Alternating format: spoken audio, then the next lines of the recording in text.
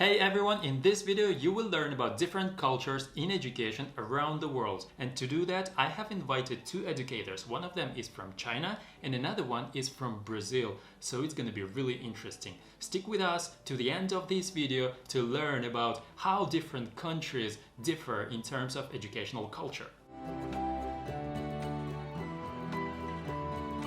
Hey everyone, it's Ilnur. I make videos about education. Every week I publish a video about educational concepts and tips, school tours or educational talks, just like the one you're watching right now. So if you are interested in education or if you want to develop yourself as an educator, consider subscribing to my channel. Let's dive into our topic. Hello again. So, Hello. all these topics started with one of my subscribers messaging in comments and saying this. Look, Ilnur, I remember your lecture about the onion of Hofstede in Kazan during the courses. It was you, wasn't it? There was an interesting lecture on psychology. I remember that lecture and it remains in my memory. I'd love to hear it again. Could you make a video on your channel about this onion? Thank you very much in advance, says Zulfia. And so we're going to be talking about educational culture today. And one of the concepts that we will be referring to is Gerd Hofstede's concept of culture. And hopefully we will use some of his concepts, to analyze the educational culture around us. And I'm so happy to see here Andre from Brazil and Flora from Beijing, China. And so can you guys please briefly introduce yourself? Like, what are you doing in education? And what's your job? Where are you located? And things like that. Sure. Who want to start? Maybe ladies first, Flora? Ladies please. first. Okay, sure. Can you hear me? Yeah, sure. Yeah. Hello, everyone. I'm Flora. I'm from Beijing, China. So I am a local people. So I work in education sector for almost 7 years. I taught English before I go into Bristol. I work as an English teacher in different types of schools. I mean, first 3 years I taught English in a public school, and then I taught English in a private school. And after I go back from Bristol, I'm now currently working as an English teacher in a private innovative school. Yes. Private innovative. So this is my, wow. Yeah, this is a very special school in China. Wow, Yeah. Lucky, right? Cool. Wonderful. Thank you. And Andre. Well, it's such a pleasure to be here, first of all. And my name is Andre Hedlund. I'm from Brazil, originally from São Paulo, I think one of the biggest cities in the world, probably fourth biggest or fifth biggest in the world, I guess. But I'm actually currently based in the Midwest of Brazil, very hot and very dry. And I'm working as a bilingual program mentor, which means that I actually take care of some schools that decide to implement our programs. I do the teacher training sessions. I help the coordinators understand what's behind the program. I've been working very much with psychology of education and neuroscience. So most of my trainings are about the brain, about the mind, how we can learn better, and also a little bit about policy. And I think that the job is interesting. It's challenging, especially during the pandemic, but it's something that I enjoy doing very much. And again, it's wonderful to be here discussing culture. So yeah, as I said, I'm going to introduce here the concept of culture by Gerd Hofstede. You must probably heard about it. So Gerd Hofstede is a sociologist from Netherlands, and he is talking about organizational culture. And I think we will use it right now to unpack the cultures that we're coming from. So he says that organizational culture consists of four layers. So the first layer, he says, are symbols, then heroes, then rituals, and then values. So symbols by Gerd Hofstede is something tangible, something that we can usually see in our environment. And when we see that, we can understand something, some objects that carry some meaning with them. I see a horse here, yeah, which I just put here deliberately. Flora, can you see it? The horse. Yeah. Yes, I can see it. So this is the horse that will remind me and us, hopefully, that we shouldn't be very serious about all these concepts, right? Perfect. Yes.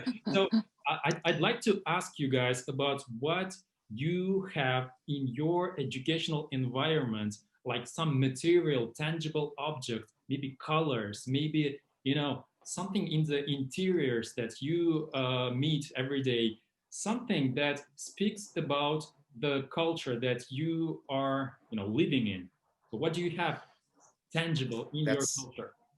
Yeah. So if I may start now, Flora, Yeah, I sure. think Okay, one of the sure. things, yeah, one of the things that we see a lot in Brazil, and I don't think that's actually a very positive thing, is that classrooms, they have this very sort of light colored painting walls, and then not too much, exposition or exhibition of students' work, for example. Mm, So they are trying to standardize yeah, classrooms across the country, but it feels like you are inside a hospital sometimes, in the waiting room of a hospital, yeah. because it's supposed to be a very tough, rigid place for you to focus and not really, you know, engage with other materials that might be on the walls. And this is something that you Mm, can see across the nation. I've been traveling a lot, and then especially in public schools, they don't really yes. invest a lot of money on, decorating, and they actually make schools very much the same. And they are Mhm. kind of I don't know, I don't like their style sometimes, so because they pass a certain image that Yeah, this is a tough place to be, that, Mm, is it in any way connected with discipline? Yes, so this is probably one of the reasons why, but there's also the reason of getting public financing, I guess, Mm, because painting costs money, right? yeah. And we have a problem with budgets here in Brazil, especially in public schools. Now, of course, I'm overgeneralizing. There are Yeah, some that's beautiful schools with amazing, work on the walls, different colors and everything. But I think if anyone came to Brazil and visited maybe 5 or 6 different public schools mhm. all across the country, they Yeah, would have the feeling that they're in the same place, like interesting. a public building. Yeah. It's pretty much similar here in Russia, I can relate to that very much. Like in general, Yes. there are also great schools and not so great schools as well, but overall, yeah, it's pretty much similar. Yeah. Yeah. Interesting. Interesting. Flora, do you have anything to add? I think Flora is frozen again. Yeah. hey, can you hear me? Yeah, we can hear you, Yeah. but we cannot see you, Flora. Ah, really? But Yeah. I can see you. Turn on Oh, the camera. yeah. Okay, I Flora. think there's an issue with her connection, maybe. Yeah, though they call it a digital age, we still have so many problems with all these things, Yes, right? we do. Yeah. This is what Hey, my hey. teachers are facing. Yeah. So, Andre, can you please add anything more? Like, yeah, for example, when you enter the schools, what else do you see there in the schools when you visit them?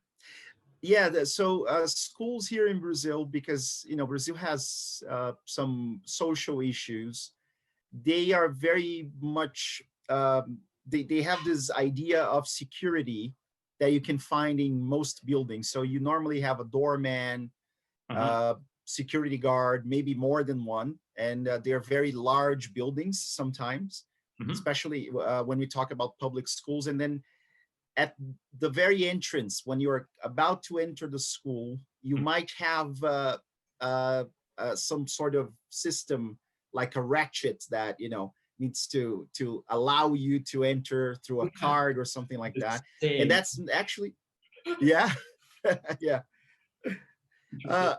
very much like our library Mhm. back in Bristol.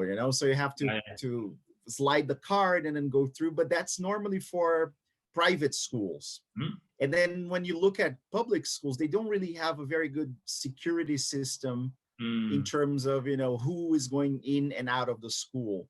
And then this is something that I live with every day when I visit schools. I go to private schools, and then nobody can enter the school if they don't have the proper authorization. But Yeah. then if you go to many public schools, maybe because they don't have the budget to Yeah. set up such a strict system, then anybody can go inside, right? Yeah. Wow. Yeah. Inequality, right? Like pretty Yes. much So everywhere in the world. Yeah. Interesting. exactly. Laura, are you with us? Hello, Flora. Okay, so while Flora is trying to reconnect, have you ever visited your students, like went their homes and visited them? Yes, I have actually, but that's not very common for me to actually visit my students, but I have. Okay, yeah. So when Yeah. I used to work in a school, when I was a teacher and an educator there, we used to visit our students a lot, like really a lot. Oh, We used to visit every single student in a class at least once a year, once an academic year. interesting. Yeah, it's really interesting because when you go and actually visit your students, you can really understand how they live, and Yes. when these concept of culture comes in. Because, for example, when you enter someone's home, right, when you are invited Yeah. to go there, you can see, like, for example, I was always looking at the bookshelves if there were any. Yes. So Yeah. what kind of books are they reading? Because you can understand immediately, right? What do they think about in their Yeah. families, right? Or, for example, sometimes you enter the room and you see that all the room is built around a TV, a huge TV, for example. So you can, Yeah, which is very common here as well, you know. So right? here in my apartment, we had to put a shelf between the office and the TV so that we cannot look at the TV when we are working. But if you go anywhere, most houses, everything is actually, right so that you can have the best view of the TV as possible. So Yes, yes, that yes. nobody reads anything, right? Right. Or, for example, I remember when you enter a student's room, for example, you can see some Yeah. posters over there, right? And Yes. all these posters also carry some meaning, right? And you can kind of understand what these students, live through because they have put Yes. these posters deliberately there. And these posters, in our terms, are the symbols that tell us about the culture that the students are living in. Yeah. So, That's great, and I can actually relate to that on a personal level because I really think we should be able to understand our students' background so we can teach them better. We can differentiate what we are doing in the classroom, individualize our instruction. And then there's another symbol of Brazilian educational culture. I don't think we do that very often. uh, I to be honest, talking to most teachers, I think none of them, or just a few maybe, have ever visited their students anywhere. mm, And this tells us something. It tells us that our mindset in Brazil is very much, like standardized teaching, so yeah, that everybody's the same. So why should I get to know my student if they are all the same? We assume that they are all coming from the same place. yeah, And there's another thing. I think there is a lack of relationship or positive relationship between families and teachers nowadays, right, so that they don't bother really so much to go talk to the families. Many families don't even come to the meetings at school yeah. because it's teachers' jobs to educate their kids nowadays. Yeah, so yeah, it's very common here as well that the parents are bringing their kids to the schools and as if leaving there in a fridge in a kitchen or something like that, Yes. just just to store them there, Yeah, and then yeah. take them So back. they can go to work, right? Yeah, it's just that I've been lucky very much to have been worked in really good schools where we used to do that. We used to Yes, actually go and visit the students, and I really believe that it's really important to understand where the students are coming from. definitely. Yeah. Yeah, Flora, we miss you so much. Can you please then Yeah. share, like in audio mode, then what are Uh, symbols that you have that you see around you when you go to school, when you teach there? I think the symbols I can see is, I mean, it really depends. I heard Andrew's story, and I'm pretty agree with him about the public school, the decorations in the classroom. Because when I work in a public school, I also see there is a lack of students' work, student performance in the classroom walls. But when I work in a private school and international schools, and things are quite different. Blackboard in the classroom, right? Can we call it a symbol? Yeah. Yeah, and different types of tables. In public school, we have a small and square tables, but in the private schools, we should usually see the round tables. That is better for group work and teamwork. What are the others? Classroom rules. Every classroom have a classroom rule on the wall, like a poster. Some quotations from famous people in the school way. Yeah. I'm back. Okay. Yeah, you're back. Yeah. Yeah, I just mentioned some of the symbols I see from different schools, but I think that really depends on the type of school, depends of different locations. I mean, in Beijing, here we have blah, blah, blah, but in the other cities or the second range places, things can be different. Right? Yes. Okay, let's switch to another like second criteria or second layer of culture. Let's talk about heroes. So heroes are persons, alive or dead, doesn't really matter, who possess certain characteristics and who are considered to be very, very important and valued in certain environments. Like, for example, maybe if you work in a school, sometimes you hear from the head of the school that, you know, this and these teachers are really good, and you kind of try to understand why are they good, right? And he can say they do this and they do that, and then you understand that these particular qualities are valued very much in that school. Or, for example, when I enter a school, I usually look at whose photos are there on the walls, because in some schools they put up the photos of the students who are like the best in academics or in Olympiads or something like that, right? Or if you visit a supermarket sometimes here in Russia, you can see like the best cashier of the month because their key value there is to sell a lot. That's why he is considered to be a hero. So what kind of heroes do you have in your educational systems or in schools? Who wants to start first? Okay, so I suppose I can go first. And I can see different layers to that question, because we have local heroes, you know, people who have directly influenced what goes on inside the school. And many times the founder of the school, the person who started the school, and the school will actually take his name. They're normally men, like here in Brazil. Most schools were founded by men if they are traditional schools. Which also says a lot, right? It says a lot, definitely, yes. And but also I think they try to show the employees, the teachers, or people who had something to do with the history of the school. Yeah. So in some schools you will see, some very traditional schools, you will see probably their best teachers, the teachers who made a difference, up on the walls, you know, the photograph of those teachers. In other schools you will see the students who have achieved something more than others. Like you said, you know, they did something in sports, or maybe they got a prize or something like that. But then you also have national heroes that and there is one that now is extremely controversial, because he had left-wing views, and then people are still debating whether he should be a hero or not. And I'm pretty sure it happens where you are as well. So his name is Paulo Freire, and I'm sure you've heard of Paulo Freire. Read his book, The Pedagogy of Oppressed.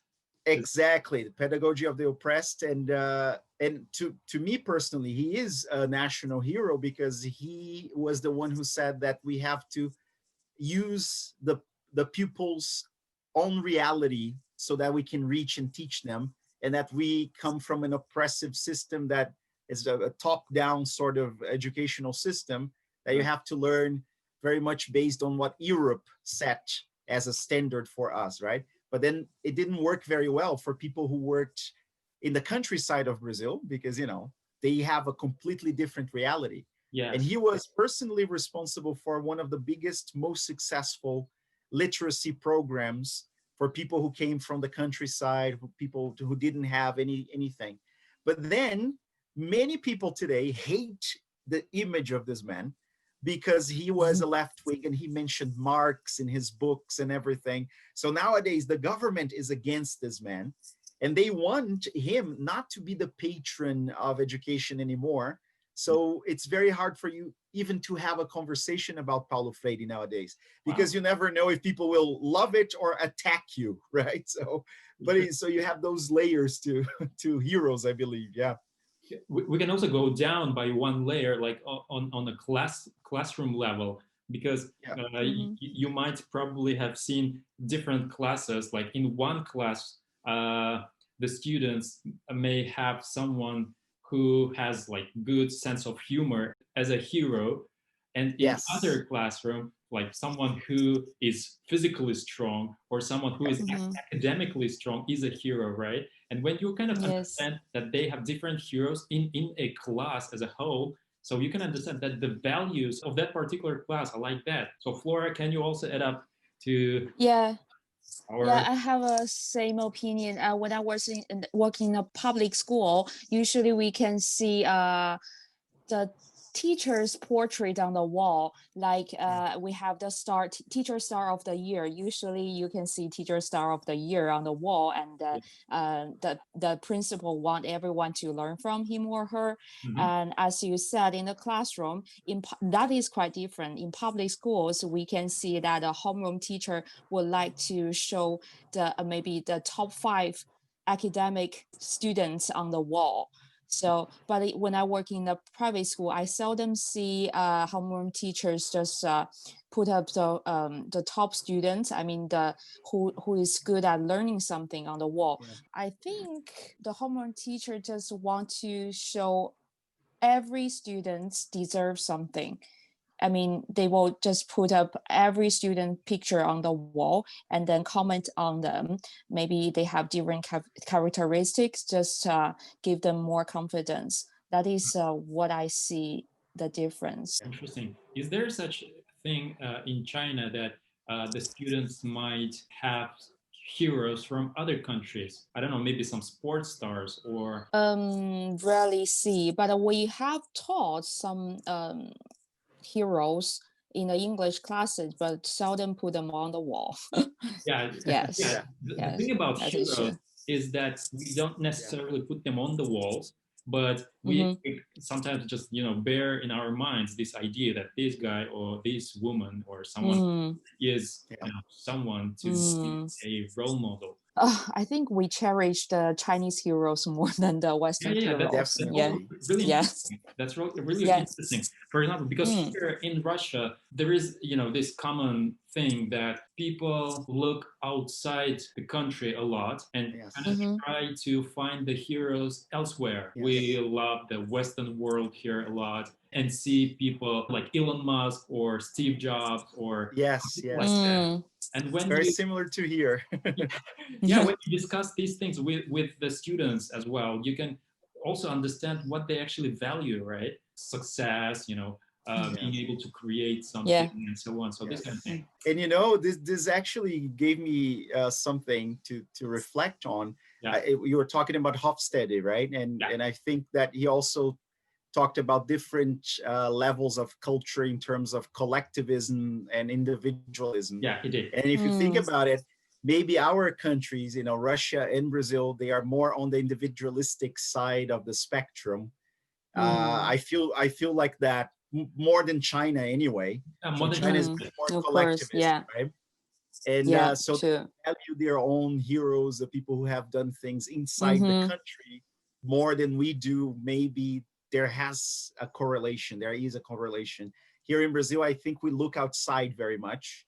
We don't value our own heroes. So we don't really hear things about what people have done unless we are in history classes, and we don't really see a lot of monuments or portraits of those people inside the schools. So you Yeah. have to go to a museum, or maybe in the city you can find monuments of people, but not all cities. Here in my city, for example, we don't really have the portrait or the statue of a lot of famous people who did something for the country. So I don't really know who did anything for this city. And I've been living here for 10 years, so. The thing is, we can not only use this concept to analyze the culture, but also to form the culture. And this is also an Yes. interesting thing to discuss. But let's now switch to the third layer of culture by Gerrit Hofstede, which is called rituals. So Yes. rituals are something that we generally, as a group of people, replicate every day, do something like on daily basis, and which also carries certain meaning to the people. Like, for example, I was recently speaking to one of the educators from Japan, and he was telling me that bowing is critically important there when you meet a teacher, for example, or someone superior, right? So these kind of things. What rituals do you have in your environment, in your reality? Wow, yeah, that's a great question. I feel very much that we have lost this idea of rituals throughout the time. Mm-hmm. I can tell you that going back 50 years ago, Uh-huh. every student was required to salute the teacher as they enter Like the what? classroom, Doing what? What like was stand up and do something. Yeah, yeah, Oh exact. Stand yeah, up straight yeah, me and too. something like that. It was a sign of respect, and nowadays I feel like this particular ritual has been lost, and it is something that is connected with how we see or value teachers in our culture. So Yeah. teachers are not so valued, unfortunately, in many Mm. respects here in Brazil. But then, of course, you have many protocols when you are going to school. Like there is a sequence of things that you have to do that we could consider rituals. From the moment you enter the school building, and then you go to, there's a room where you leave your backpacks, for example. So there is a routine that you follow, and then the bell rings, and then you have to run to the to your break, and then you come back. And but there isn't this idea of bowing or anything like that. So among adults, we normally just shake hands when we're Mhm. meeting people for the very first time. But But we shaking do have hands is something. also a ritual in itself, right? It is, exactly. So we shake hands, and it's very common for men and women to kiss the cheek or something like that. And this is very confusing in many places in Brazil, because we never know how many kisses on which cheeks. So here is one normally. So you use the right cheek and you touch your cheek on somebody else's cheek, right? But then in Rio, for example, Rio de Janeiro, right? So maybe it's 3 times. So you go like 1, 2, and 3. And then if you go to another place, it could be different. Yeah. Do the students do the kisses? Yeah. So yes, you will see that students, they do that with their peers, with their classmates. I don't think teachers do that so much. So when we are at the kindergarten level, basically, you see that teachers will welcome students with a hug. They are very welcoming in that sense. There's a line, a queue for them to go inside the classroom, and the teacher is very cheerful and something like that.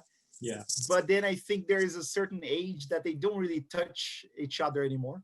So if you go to secondary school here in Brazil, Yeah. the students just go inside the classroom and say, hey, and then they raise their hands, and they don't shake hands anymore. They just go inside the classroom, take their seats, and that's it. Yeah. So if we could think about the values level of these particular rituals that you have just mentioned, so what is it all about? All these kisses, for example, is it the Yeah. warmth of people? Yes, I believe it is. I think they normally refer to Brazilians as very friendly people who are very welcoming. Yeah. And to a certain degree, I think that's actually true, especially at this very moment that we meet someone. And yes, we do that, I think, to be warm, to be welcoming. Yes. Interesting. Yeah, Flora, what about you? What about China? Lots of rituals, I believe. Yeah, true. So if you are a student in public schools, you should say hello and say goodbye to teacher when you see them. Mhm. And years ago, I can tell that students need to bow before teachers. But now that is rarely happen. But I have heard that some public schools in the second tier cities or rural area, they also bow before the teachers. Hmm. Yes, but if you work in a private school, unfortunately, as a teacher, you won't receive much respect from the students as that in the public schools. Would you want Yes, that? yes, sure. Unfortunately, yeah. Yeah. This is a big difference. We don't ask students, for example, you must bow before teacher, you must say hello or thank you to teachers, but we really appreciate that. But students just too independent, you know. So you're Yes. actually looking at the values right now. So Yes. this is about independency or being equal, right? So Yes, Yes. it's yes. about the It's values much more about under. equality in the Yeah. private schools, but in the public schools, teachers are superior. Hmm. People should respect, no matter the Um, students or the parents. Yeah, Yeah. that Interesting. is the Interesting. difference. Yeah, so that is depends on the type of school, not culture, I think. Yeah. Yeah. Interesting. Mhm. That's really interesting. What about, Interesting. for example, when a teacher enters the classroom, do Mhm. the students react in any way? In public schools, we ask them to stand up and we Yeah. say good morning, students, and then good morning, teacher, and then you should sit after teacher asks you to sit. All Yes, right. Yeah. Oh, yeah, okay. To emphasize his authority, right? yeah, true. Interesting. Yes. Interesting. So that's what I like about this concept that if you know what to pay attention to, you can actually, visit different cultural contexts and actually see what's going on there on the values level, right? Let's Yes. let's True. do let's switch the values then. And here, first, I need to say that, guys, the viewers who are watching this right now, if you like this video, please support us by hitting this like button. The idea of this channel basically is to educate people and try to learn as much as we can from each other. That's what we are trying to achieve here.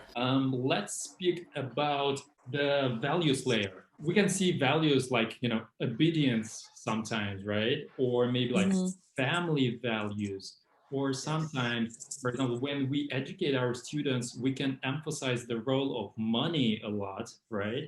So, Yes. for example, if you study hard, then you will become such and such professional, and then you will earn lots of money. Money is important as a value. Or sometimes we can have this value of respect for elderly, for seniors, right? Yes. What do you think are the key values of the schools in your particular countries? Wow. I cannot think of anything other than trying to be successful and really you mentioned money, right? Mm-hmm. And I think our educational system is a little bit harsh in that sense Yeah. that we Hmm. are constantly competing against each other because Mm-hmm. we have to pass the examination there. So we have an entry exam for universities Right. that happens at the high school level Mm-hmm. that students must take that. And then based on their grades, they're going to be able to select which courses they can attend. Yeah. And I think many countries use a similar system. So, so it's definitely if you ask any kid nowadays what they want to be when they grow up, they are going to mention more traditional jobs that normally pay a lot of money. So they're going to talk about, I want to be an Yeah. engineer, I want to be a doctor, I want to be a lawyer. Nobody wants to be a teacher. Yeah. Actually, many people think that being a teacher means that you failed big time in your life, you know? So, Same and I here. think those values are intrinsic in our educational system because of the way that we set up things here. And like you said, we don't really have, and this is something that I really want to help change someday. We don't really discuss some other core values like respect for the elderly, empathy, for example, uh, environmental sustainability and things like that, Yeah. Yeah. Yes. and being more integrated with nature. because the focus is we need to pass the entry thing, the entry exam. So we need to remember as many facts as we can and concepts as we can so we can pass. Then we can start worrying about other things, right? And Yeah. this is problematic. Yeah, thank you for that. I mean, yeah, it's really interesting, right? To actually look into this values layer of things and try to reflect on whether this value set is complete or is it good enough, right? And Yes, I really like what Mhm. you just said about sustainability, for example, right? We don't really definitely. care about our planet much. Yeah. Mhm. Yes. It should But stop. there are some religious schools. I don't know if it's the same for you. Mhm, A lot of schools are actually funded and they were founded by religious institutions. So mhm. we have the Catholic Church or evangelicals, Yeah. they were the ones who set up the school, built the school, and Baptist schools. And then I think those schools, they try very much to pass on their religious values. So they normally have one or two classes during the week for religion, for like let's talk about respect. Let's talk about. But the question is whether they are doing that within the group, respect only the people who are part of that religion, or Mm, do you Mm. respect other people's as well, right? So this is the Mhm. big question. Do you look at people who come from a different background, mm, different culture, in a kind way, or do you judge them so that they're not part of your group and you don't yeah. welcome them? So this is Yeah. something that I still don't know the answer to. Yeah, it's important to connect people, not to disconnect them, right? It's critically Yes. important. Mhm. Yeah, interesting. So, Flora, can you also share your thoughts about what core values are underneath the education Mhm. system that you are experiencing there in Beijing, China? Yes, I think I have the similar cases experience with Andrew because Yeah. China is a very competitive society, right? So Yeah. students want to be competitive. They want to beat the other students, Mm, which is very sad. But Yeah. teachers have to do it. They have no choice because there are too many people here. mhm, So all the students need to do is to study hard, get higher grades. When you ask the students what are you gonna be, what do you want to be in the future, and the sad truth is they don't know. They don't know their future. All they need to know is to get higher grades to enter a university, and that's it. That is the end of the goal. Mm. Yes. Very similar Yeah. to here. I'm Mhm. impressed. Yes. I think pretty much every educational system in the world has these illnesses, right? All Yes. the state exams and Yes, true. Yeah. not But thinking I do about the think future. there are some schools in China, they cherish something different. For example, the school I'm currently working is innovative school. Mhm. So our school culture is quite different. They cherish student personality, and they want them to be happy. And that is the main goal. So the parents who send the kids to our school have different ideas about education too. So that really depends. But all I can say is that for this kind of school, there's just a little percentage Mhm. compared to the other schools in China. Yeah, Yeah. interesting. So Mhm. there was one more concept actually, not by Hofstede, but someone else, about how to actually identify the key values of certain, reality, which is called Mhm. 3 C's, like calendar, cash, and conversations. Like calendar, what do you spend your time on? Like what lessons or subjects do Mm. you actually, teach, right? And second, Yeah.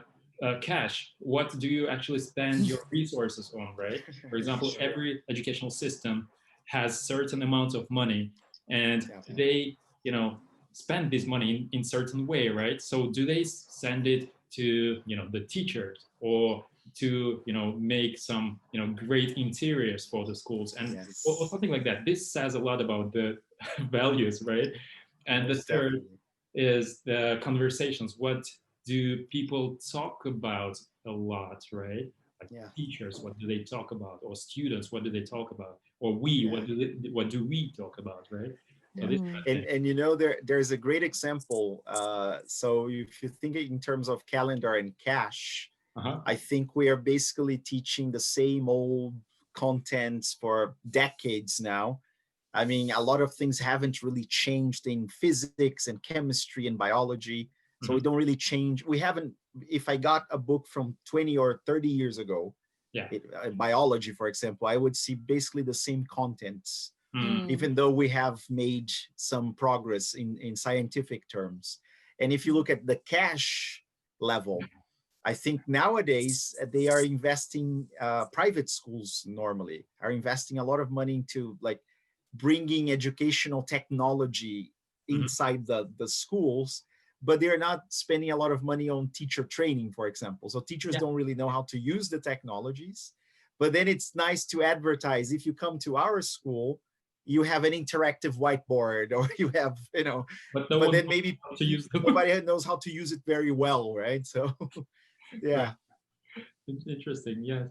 Mhm. So here in Russia, for example, as for the values here in educational system, it's pretty much similar to what you have just mentioned. Yeah. Also, the overall system is struggling with all the state exams mostly, and there are very few schools that actually pay attention to the, you know, personalities of the students. I've been lucky to have been working in schools where we did value these things, and Yeah. as I was telling here, that we used to visit the students and try to interact with their families and try to understand them better. Yeah, it's really something that we might think about. It's not only about success, right, per se.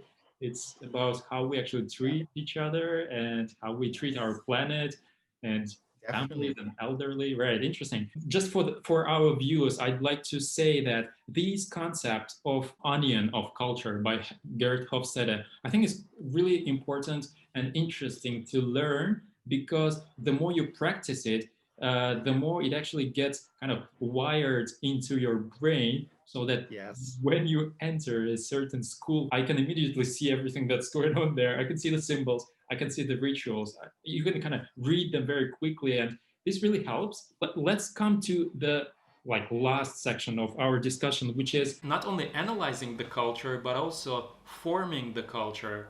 So Yes. I'd like to add here that all these symbols, heroes, rituals, can be used to actually form something.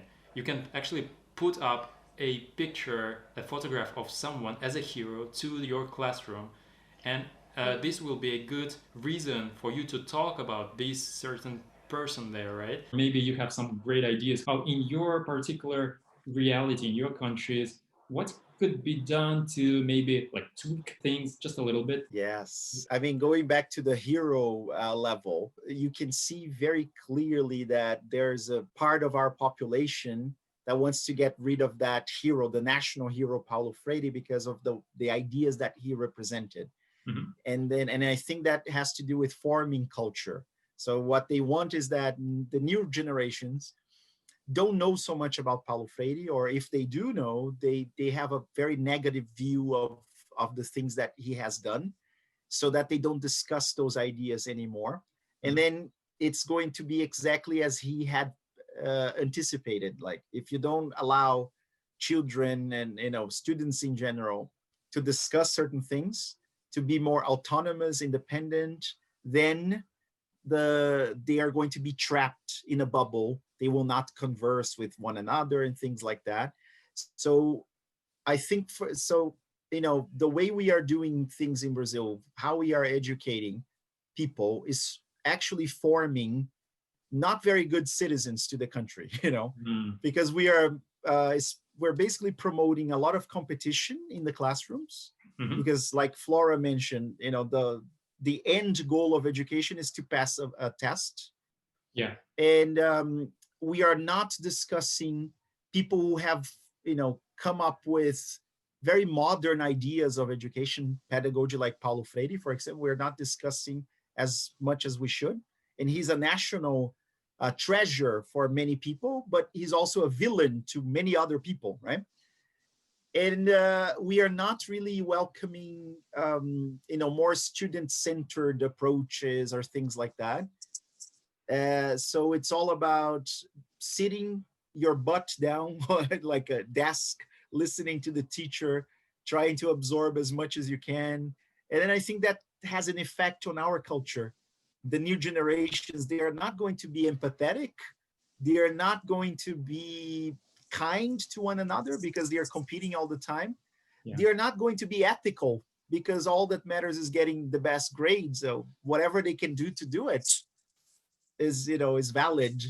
So yes, I think there are many things we should do to reverse that kind of project that we have going on here in Brazil, which is not a very good project. It's not working very well. I hope you can do that one day. Yeah, I hope so. Yes. Right. Flora, what about you? What do you think about it? Yes, I have to say that I think if you want the educational culture to be changed, you must change the education policy first. Because if the policy is not competitive, teachers would like to treat students as human beings. You know, as a teacher, I find it very hard working in a public school and teaching my students do not care much more about the grades. I cannot do it because they have to go to the top schools to have a bright future.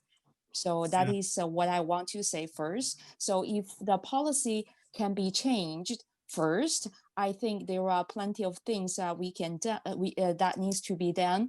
For example, in our school, we have currently launched a project called Social Emotional Learning Classes. This is a new class in our school. So we teach one character strengths each semester in the English classes. So totally there are 16, I suppose, and growth mindset too. I find students really like the topic and they want to express their feelings. What do they feel about the topic? So I can see that the students do want to learn, but just in a different way.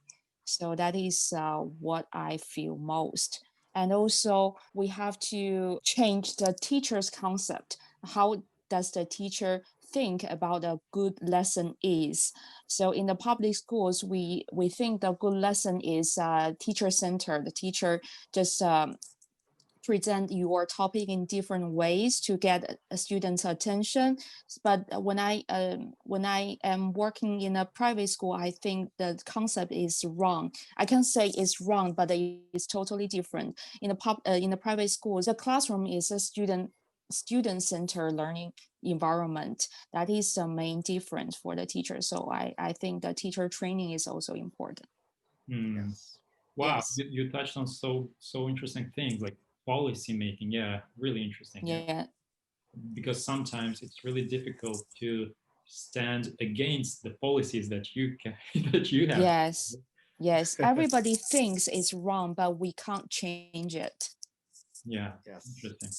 I'd like to say thank you to one of the subscribers that actually brought up this topic, culture. Zulfia, if you're watching this, thank you for your comment, and other viewers also. If you have certain ideas, please comment and bring in your ideas, and we will try to touch on them in our next videos. So guys, I would really want to thank you for joining us today, because your input was invaluable.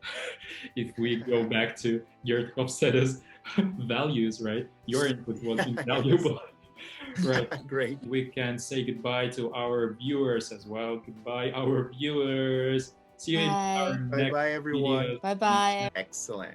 Yeah. Wow, great job. This was an amazing journey into educational culture. What do you think about it? Leave your thoughts in the comment section down below. And if you like this video, give this video a thumbs up, subscribe to my channel, and I'll see you in my next videos. Thank you.